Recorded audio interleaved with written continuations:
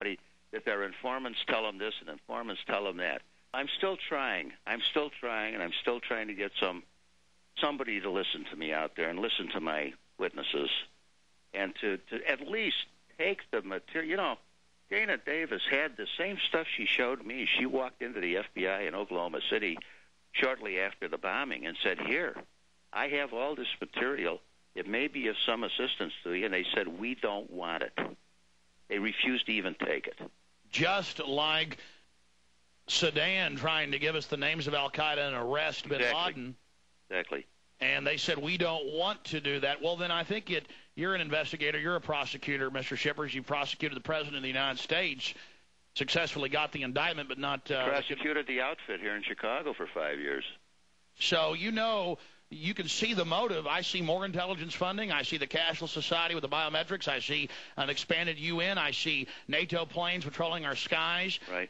UN General McKenzie on Nightline the 19th, a week after the attack, 8 days after the attack, saying we need UN troops on our borders. I see global government being empowered and a takeover of the Middle East and Central Asia by the West. I mean, I see great dividends for them by allowing this to happen. So I hope to God you're wrong. I do. But and I can't fight with you or argue with you on it because it does seem to be heading that way. For trying to protect their country, the heroes get crucified. The heroes get crucified, and the bureaucrats sit out there and tell each other what a great job they're doing until another city blows up. And then they say, we need more tools. They have all the tools in the world. They could have found the money years ago if they had just listened. We've got to go public because we tried to do it the right way. We tried to do it by going to the people in whom you would normally repose your confidence and trust. It didn't work.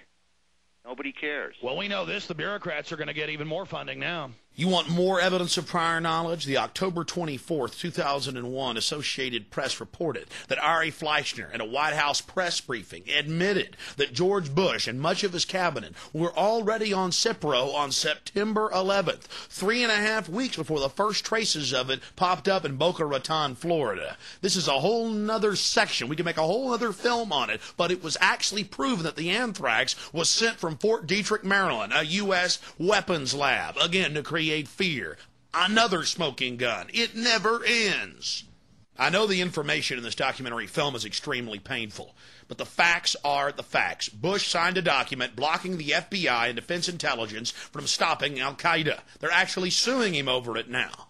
And realize that it's Democrats as well. The New World Order controls things at the top, and if we don't hold government responsible, they're going to use this terror to get more control over our lives.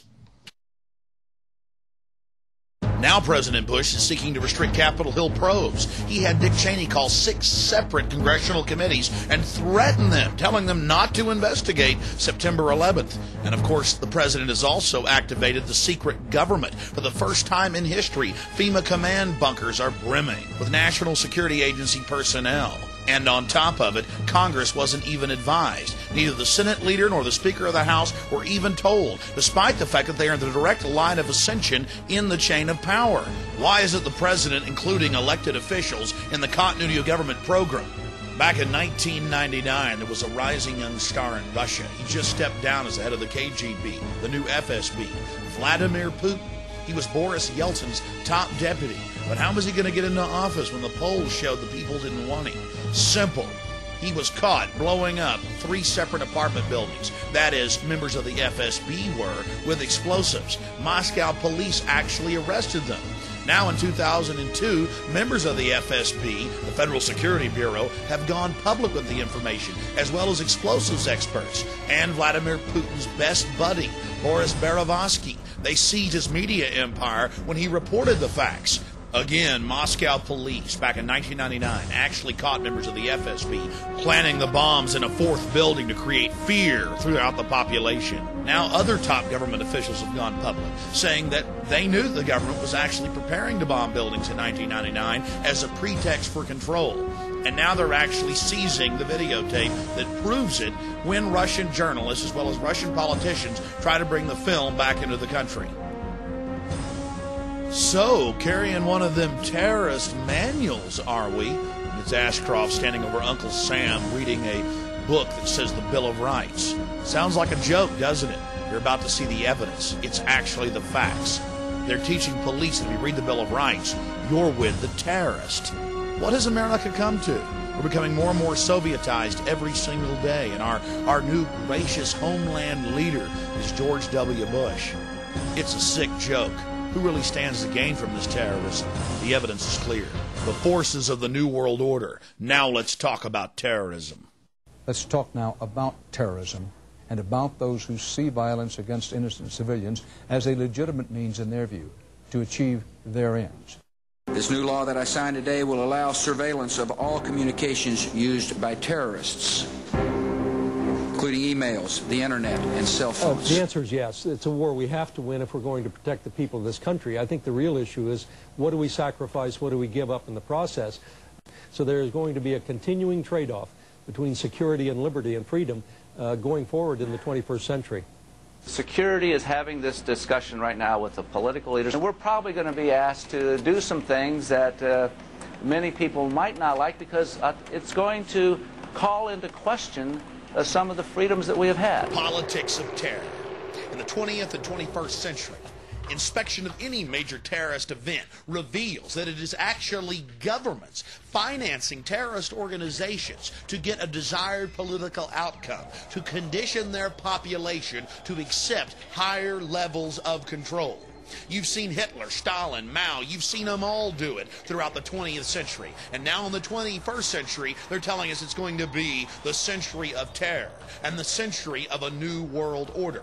Look at the U.S. government. They tell us to give up our rights while our borders stay wide open, while tens of millions of people pour across our borders, come in through our ports, and land on airplanes. They have the nerve to tell American citizens that we must accept a national ID card in the name of safety. Use some common sense. The government tells us to leave the borders open even after September 11th and then treats us like slaves. Doesn't make any sense unless you're a slave master.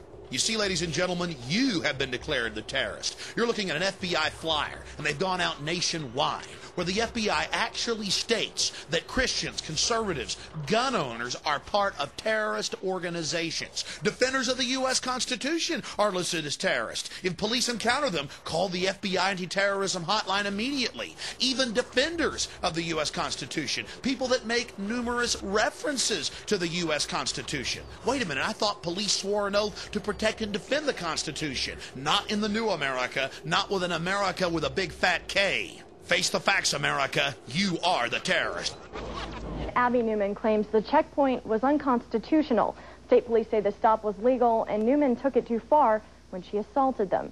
You can take a look at the video from the trooper's car, taken here from the website Infowars.com, and judge for yourself. Notice that the media wouldn't show a full screen, so no one could tell what was actually happening. We'll show you what really happened. I need to know who you are. No, you don't. Yes, ma'am, I do. I am not speeding. I am not intoxicated. I have given you no reason to stop me, and this irritates me. And I would be very happy to go into town and talk to the supervisor. Sir, you cannot. You cannot. This is my... Step out of the vehicle. No, sir.